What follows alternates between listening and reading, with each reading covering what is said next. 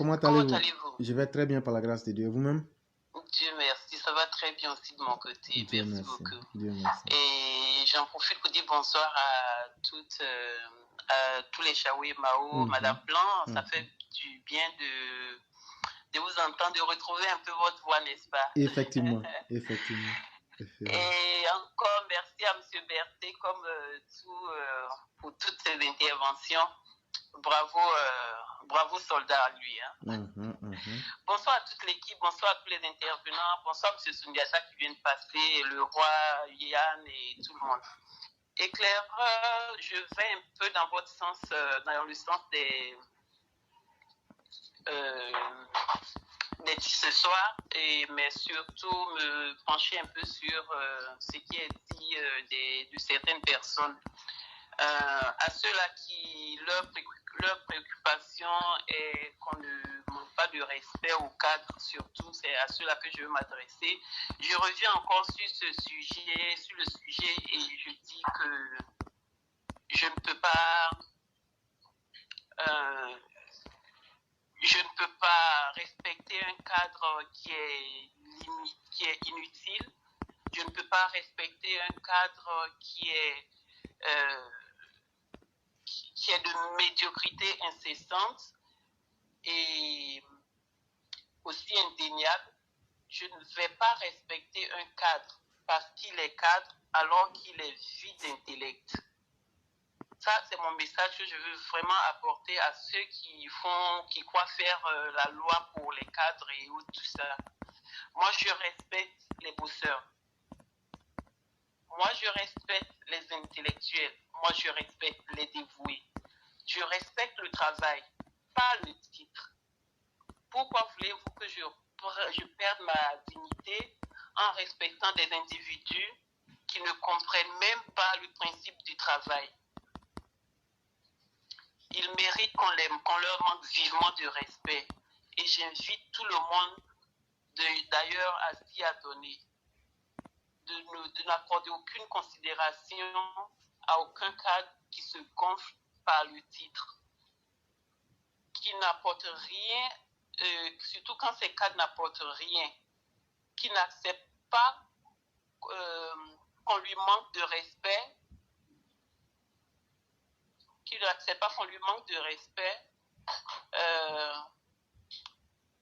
peut-on, comment dire ça déjà? Je pense que s'ils n'acceptent pas cela, pour moi en tout cas, ils peuvent dégager le plancher. C'est sur ça que j'ai envie vraiment de m'appuyer. Et aussi, je vais exiger de tous ces gens-là qui travaillent, à nous normaliser notre société. On leur exige de vraiment nous normaliser notre société parce qu'ils sont mis là pour ça. Ceux qui prennent l'audace de nous interdire, encore je vais le dire, ceux qui prennent l'audace de nous interdire, de manquer de respect à ces cadres-là, ma foi, restent des gens eux-mêmes indignes, qui pourraient avoir fait le mauvais choix du lèche-bot, comme on le dit, et qui ne recherchent pas d'avenir, même pas pour leurs descendants, et se laissant prendre en otage par les prises en charge de certains cadres. Je pense que c'est leur choix, mais qui n'entraîne pas tout le monde dedans. Je le redis, ne respectez aucun administrateur, aucun cadre qui ne fait pas son travail, qui ne travaille pas. Éclaireur, dans l'émission d'hier, un intervenant, pour passer un peu un sujet un peu en décalage par rapport à ce que je disais, un intervenant a véritablement parlé pour moi quand il a décrié le dysfonctionnement des municipalités, où il a cité le manque de verdure dans notre environnement, le manque d'espace aéré et autres. vraiment, ce monsieur, il a parlé pour moi. Alors, ceci m'amène à partager le témoignage d'une habitante de Yopougon qui m'a fait, qui m'a fait un rapport comme quoi elle n'en peut plus de souffrir de l'insalubrité exhaustive de sa commune. Éclaireur, cette habitante me raconte qu'elle ne peut pas laisser sa vie se détériorer à cause de la médiocrité d'une municipalité. De ce fait, elle s'est rendue, m'a-t-elle confié, s'est rendue à la mairie de Yopougon pour se plaindre de l'état piteux de sa commune. Alors, qu'est-ce qui dérange concrètement cette habitante? Elle s'est plainte du manque de propriété gravissime,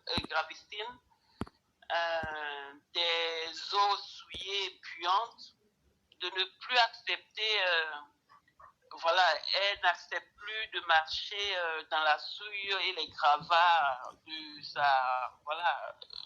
son environnement, de ne pas avoir de trottoir, de voir des routes se dégrader sans y apporter de la réparation. Le manque de marquage des voies même la dérange. Même rien que ça la dérange et elle en a tout le droit. Elle disait aussi ne pas accepter de voir le désordre des étals et la mairie, la mairie est bien responsable de tout ce désordre qui déborde. Éclaireur, cette même personne rapporte que les agents qui l'ont reçu lui disaient ne pas constater les mêmes choses qu'elle, qu'eux ils travaillent, que les eaux usées n'étaient pas de la faute de la mairie, que les ordures qui drainent ne pouvaient pas être de leur faute. Donc, les routes qui se dégradent, en mon sens, ne peuvent pas aussi être de leur faute non plus, ne sont pas de leur faute non plus. Donc, nous avons tout simplement affaire à des représentants de population à la tête des institutions sans la moindre vision. C'est une fatalité, ça c'est moi qui le dis. Qu'est-ce que ces gens font là? Éclaireur, le maire lui-même y compris, franchement, et le maire de Yopougon s'appelle, je crois, Kone Kafana. Monsieur Kone Kafana Gilbert. Celui-ci est de plus même un compagnon du président Ouattara de longue date, ce qui, en mon sens, lui vaut aussi la direction du RHDP d'aujourd'hui d'ailleurs. Comment peut-il manquer, lui, M. Kafana, d'autant d'ouverture d'esprit alors qu'il se dit être un compagnon de longue date du président Ouattara? En tant que maire, c'est tout simplement du mépris que ce monsieur exprime à l'endroit de ses populations avec 2 mandats à son actif. Je pense que c'est intolérable. Ceci étant, je lance une invitation à qui le veut pour vérifier ça. Allez visiter, allez sillonner et voir l'état des lieux dans les quartiers de Yopougon. Vous n'allez pas manquer de les trouver méprisables. Monsieur Kafana va me permettre de lui manquer de respect. Je suis désolée. Monsieur Kafana, Monsieur le Président, veuillez m'excuser de lier Monsieur Kafana à votre personne. Je suis désolée. Mais ce monsieur ternit, je pense quand même, le titre de maire et c'est aberrant. Monsieur le Président, une chose est évidente aujourd'hui. S'il n'y a pas plus haute autorité pour imposer une feuille de route aux municipalités, pour mettre toutes les communes de Côte d'Ivoire à normes pour accompagner tous ces grands travaux, tous ces grandes œuvres que vous mettez en place. Je ne vois pas le sens de déposséder des acquérants de leurs biens fonciers qui est dit d'un décret qui a pour raison de préserver la vitrine de Côte d'Ivoire en, comme je l'ai dit, dépossédant les gens de leurs biens, soit disant que voilà, ils n'arrivaient pas à mettre en valeur leur terrain. Je pense que ceci se qualifie d'une autorité un peu absurde. Rien que de la prétention, selon moi, vide de tout sens. Ça manque d'intellect. On a des administrateurs pitoyablement limités de réflexion, ce qui explique tout ce que voilà, nous décrions quasiment tous les jours. Éclaireur, cette même vitrine qui se veut être préservée selon l'État, serait aussi mon souhait, je peux le dire. C'est mon souhait qu'on préserve la vitrine de la Côte d'Ivoire, si elle en était une d'ailleurs. Mais de toute évidence, c'est une vitrine avec ses quartiers sales, ses ruelles puantes, insalubres, souillées, à gravats, sans bitume, sans trottoir, sans assainissement.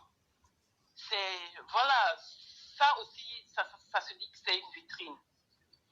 Je laisse chacun apprécier. Chers auditeurs, je vais vous le dire. Tous les quartiers qui sont apparus après Houphouët-Boigny n'ont pas de système d'évacuation de déchets connectés à des égouts parce que l'argent qui est mis à disposition est détourné depuis tous les temps.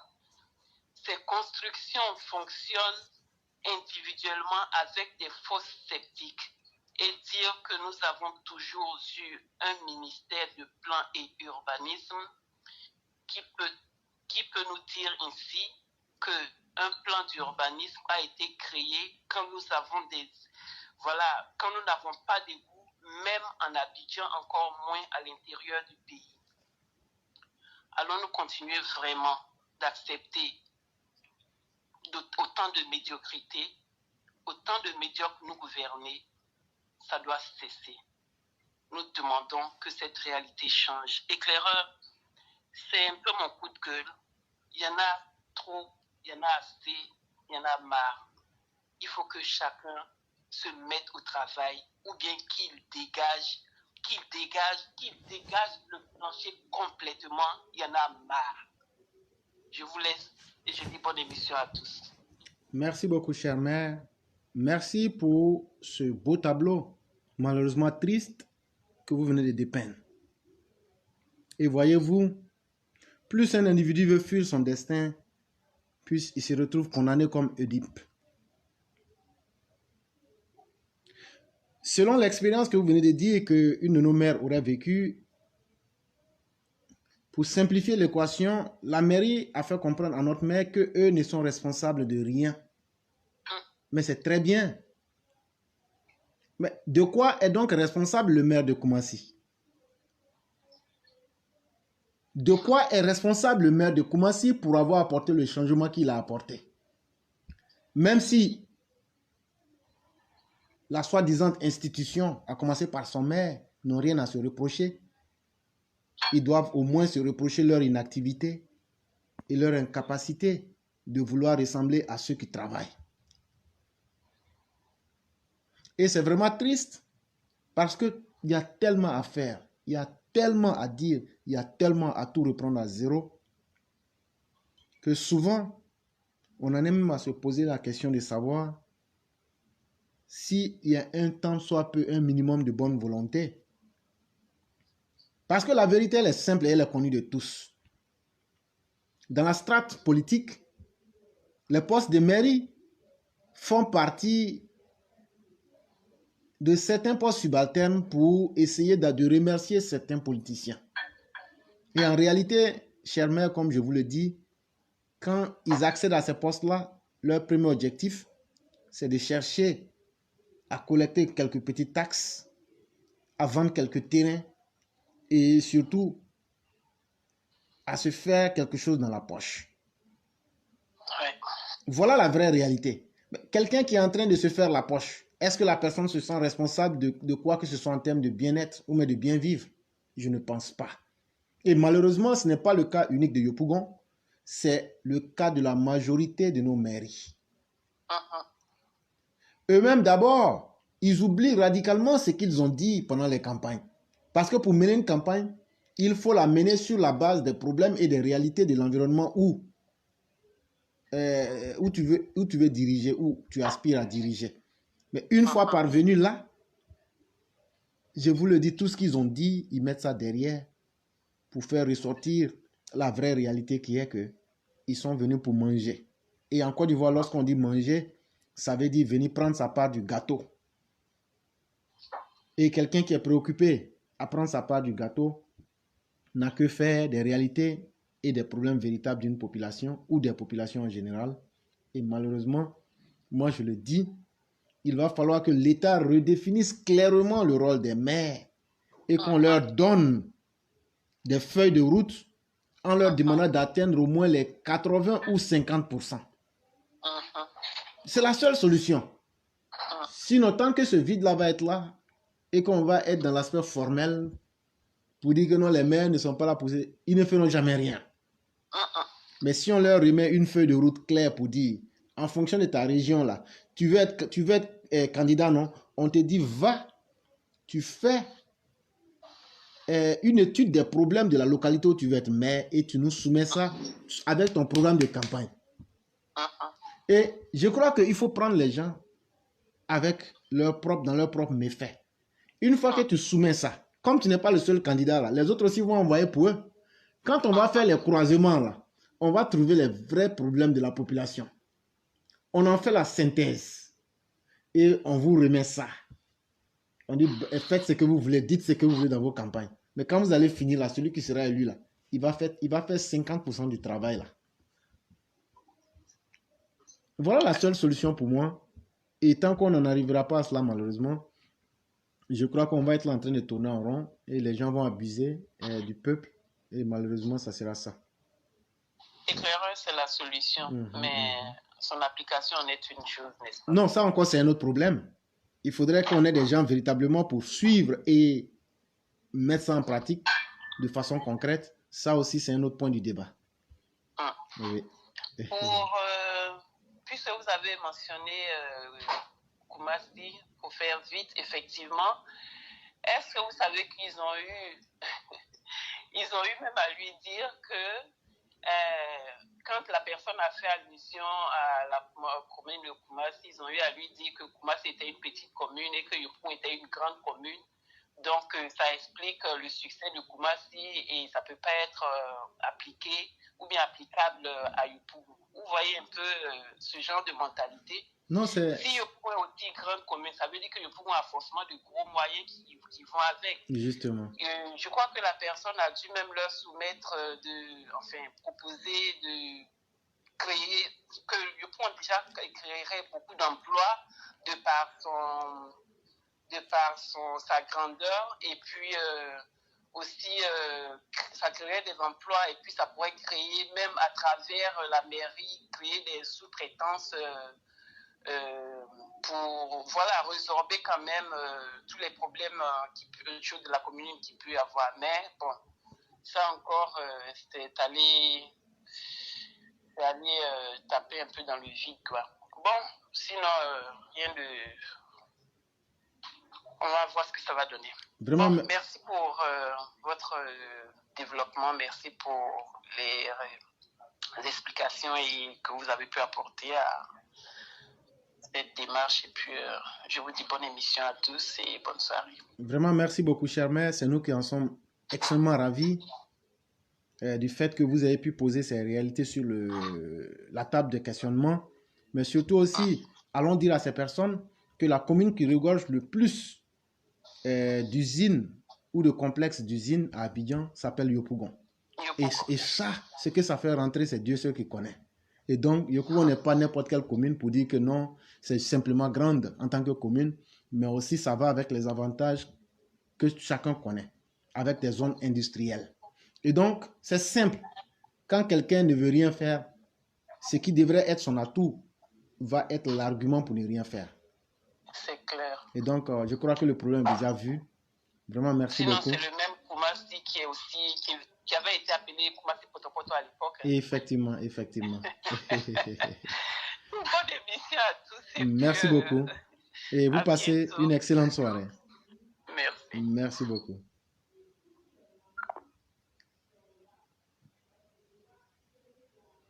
Et donc, il y a notre frère Lamberdo au travail qui est avec nous, que je salue, le seul soroïste qui a le courage d'être parmi nous, qui dit Gilbert Kafana a échoué, voilà pourquoi il veut positionner son premier adjoint. Mais si toi-même le chef n'a pas réussi, c'est ton adjoint qui va réussir. Et puis les gens vont vous suivre. On verra bien. Si encore la fuite en avant n'avait pas de limite,